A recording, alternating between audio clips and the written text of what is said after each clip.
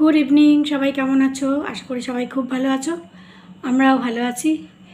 গরম এখনও কমেনি, বৃষ্টিটা যদিও বন্ধ হয়েছে কিন্তু গরম এখনও কমেনি। কালকে রাত্রিবেলা হঠাৎ করে বাবুর ঘরের ওই এসির যে স্টেবিলাইজারটা ওটা খারাপ হয়ে গেছে। তারপরে রাত্রিবেলা এসি চলেনি, তারপরে এই ঘরে এসে শুয়েছে। এবার ঝন্টু একবার ওপরে একবার নিচে, ওরও ঘুম হয়নি, আমাদেরও কারোর ঘুম হয়নি রাত্রিবেলা। তো যাই হোক, আজকে ওকে ফোন করেছি, যে ছেলেটা আমাদের সব কাজকর্ম করে, খুব ভালো ছেলে। যখনই মানে ফোন করলে ওর সময় মতন ও ঠিক এসে যায়। তো যাই হোক, আসবে রাত্রিবেলা, এসে বলেছে যে করে দিয়ে যাবে। আর ওদিকে হচ্ছে আজকে সকালে আমি মেশিন লাগিয়েছিলাম, আরও যা যা ধোয়া কাচার ছিল সেগুলো সব হয়ে গেছে। মানে কি, মানে ধোয়া কাচার তো শেষ নেই। রোজ দিনই ধোয়া কাচা হচ্ছে, আবার প্রত্যেক দিনই অনেক অনেক জামা কাপড় বেরোচ্ছে, তো ধোয়া কাচার তো আর শেষ নেই। যাই হোক, তবুও মোটামুটি চাদর টাদর যেগুলো, এই সোফার কভার, এগুলো সব ধোয়া টোয়া হয়ে গেছে। মানে পুজোর আগে মনে হয় না যে একটুখানি ঘরটা পরিষ্কার পরিচ্ছন্ন থাকুক, সেইটুকু আর কি। তো যাই হোক, আজকে সকাল থেকে ওই জন্যই আর ব্লগ বানানো হয়নি, এই এখন শুরু করছি। তো পিতৃপক্ষ শেষ হয়ে মাতৃপক্ষ শুরু হয়েছে। তো আর দুর্গা পুজোর মানে আর কয়েকটা দিন বাকি। যদিও আমাদের এদিকে মানে দিল্লিতে আমি যেটা দেখেছি এত বছর ধরে, ওরা এই প্রথম দিন থেকেই নবরাত্রি শুরু হয়ে যায়। 9 দিন, 9 দিন ওরা ঘরে পেঁয়াজও রাখে না, খাওয়া তো দূরে থাক, পেঁয়াজও রাখে না। তো যাই হোক, আর আমাদের বাড়ির সামনেই যে একটা বড় জায়গা আছে, মানে একটা গ্রাউন্ড আছে, ওখানে হয় রামলীলা। এই 9 দিন 10 দিন আমার আশেপাশে, বাড়ির আশেপাশে কোনো দুর্গাপুজো হচ্ছে না। একটু দূরে ওই দিকে আরেকটু গেলে পরে, ওই একটা স্টপ আগে গেলে পরে ওখানে পুজো হচ্ছে, কিন্তু আমার বাড়ির আশেপাশে কোনো দুর্গাপুজো হচ্ছে না। কিন্তু এই যে ঘর থেকে বাইরে বেরোলেই যে রামলীলা গ্রাউন্ডটা, যেটা আর কি মানে অনেকটা বড় একটা জায়গা, ওখানে রামলীলা হয় এই প্রত্যেক দিন 9 দিন ধরে। দশমীর দিন তোমাদের আগের বছরও দেখিয়েছিলাম বোধহয়। দশমীর দিন সেই রাবণ, মেঘনাদ আর কুম্ভকর্ণ তিনজনের ওই বড় বড় এক একটা ওগুলোকে কি বলে গো? হ্যাঁ, রাবণ কুম্ভকর্ণ ওগুলোকে কি বলে? ওই যে বানিয়ে নিয়ে আসে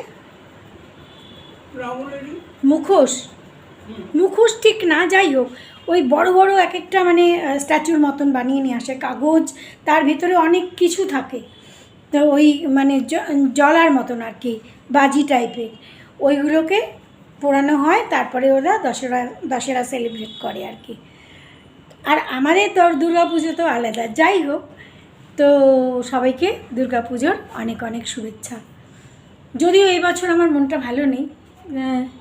গত বছর এই সময় তো আমার মা বোধহয় এখানেই ছিলেন, আমার কাছেই ছিলেন এই সময়টা, যার জন্য না খুব একটা মানে সবাই বলে, সবাই, আমিও কখনো মনে করি, তো মনে হয় যে মানুষ চিরকাল থাকে না। কিন্তু যখন মনে হচ্ছে যে গত বছর এই সময়টা এখানেই মানুষটা ছিলেন, তখন খুব খারাপ লাগছে। তো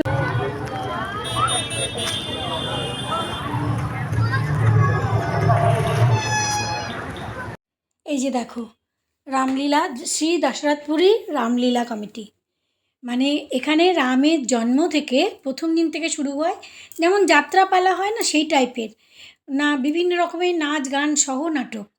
তো রামের জন্ম থেকে একদম রাবণ পোড়ানো পর্যন্ত, মানে রাবণ বধ আর রাবণ পুড়িয়ে রামের ঘরে ফেরা পর্যন্ত। আর ওই উপলক্ষে বাইরেটায় মানে একেবারে ভিড়ে ভিড়, বিভিন্ন রকমের খাবারের দোকান, খেলনার দোকান, আগেও তোমাদের অনেকবার দেখিয়েছি। তারপরে ওই হনুমানের ছোটো বাচ্চাদের গদা, খেলার জন্য গদা, তীরধনুক, বিভিন্ন রকম। আর খাবার দাবারের তো শেষ নেই। আজকাল যা যা খাবার দাবারের সমস্ত লাইন দিয়ে দোকান বসে যায়। এই এখন সন্ধেবেলা শেষ হবে আর 12টা পর্যন্ত। এখানে অনেক রকমের গান বাজনা হচ্ছে, কিন্তু আমি আওয়াজ দিতে পারলাম না, কারণ আমাকে ভয়েস ওভার দিতে হচ্ছে এই জন্য, না হলে কপিরাইট এসে যাবে।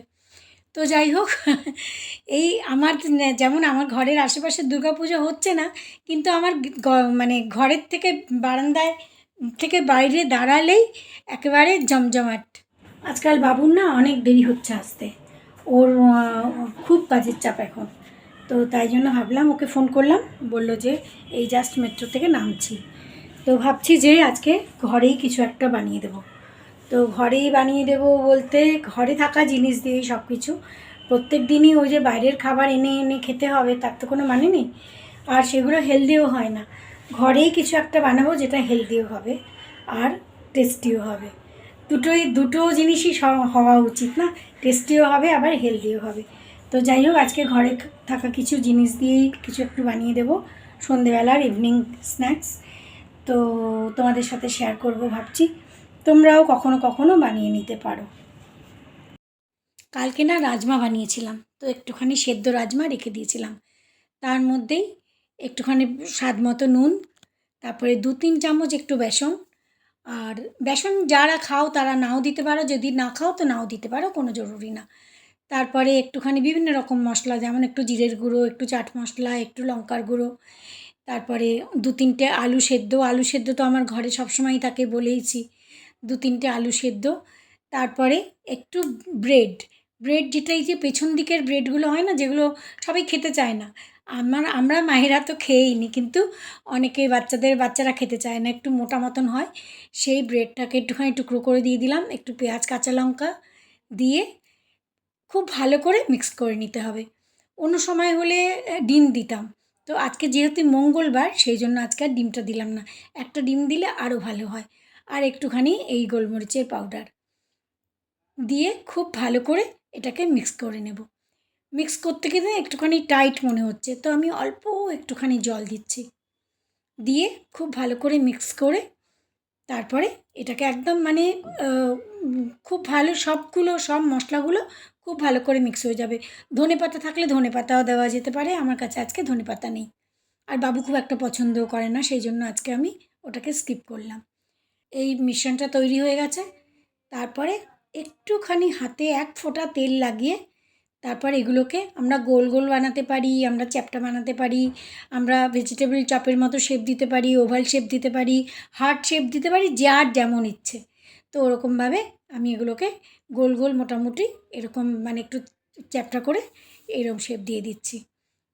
দিয়ে আজকে কিন্তু আমি এটাকে ভাজা করব না, আমি এটাকে আজকে এয়ার ফ্রায়ারে বানাবো।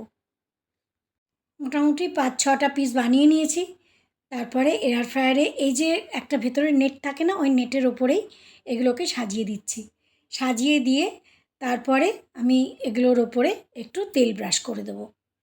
এয়ার ফ্রায়ারে এগুলো দিয়ে দিয়েছি। এবারে আমি 180 ডিগ্রিতে মোটামুটি ওই 10 মিনিটের জন্য টাইম সেট করে দিচ্ছি। 10 মিনিটের জন্য টাইম সেট করছি, কিন্তু আমি 5 মিনিট পরেই ওগুলোকে একটু খুলে উল্টে দেবো। 5 মিনিট বাদে উল্টে দিয়েছিলাম, তারপরে আরও 2-3 মিনিট লাগিয়েছি, সেটা আর তোমাদের দেখানো হয়নি। তো এখানে অফ হয়ে গেছে, এই দেখো কত সুন্দর তৈরি হয়েছে। একদম মানে একটু মানে 1 চামচ তেলও বোধহয় হবে না সবগুলোর মধ্যে। এরমভাবে আমি 2টো ব্যাচে বানিয়েছি, খুবই খেতে ভালো হবে আশা করছি। তো তোমরাও এরকম বানানোর চেষ্টা করো, কেননা বাচ্চাদের জন্য কিছু না কিছু তো রোজ বানাতে হয়ই। তো এরকম যদি আমরা কিছু কিছু বানিয়ে দিতে পারি তাহলে কিন্তু বাচ্চাদের ভালো লাগবে। আশা করি তোমাদের এই রেসিপিটা ভালো লাগলো। যদি ভালো লাগে তাহলে প্লিজ লাইক কমেন্ট করো, আর যদি কেউ নতুন এসে থাকো তাহলে প্লিজ সাবস্ক্রাইব করো। আবার সেই পুরনো কথা, সবাই খুব ভালো থেকো, দুর্গাপুজো সবার খুব ভালো কাটুক। আজকের ব্লগ এখানে শেষ করছি, আবার নেক্সট ব্লগে দেখা হচ্ছে। ততক্ষণ পর্যন্ত সবাই খুব ভালো থেকো।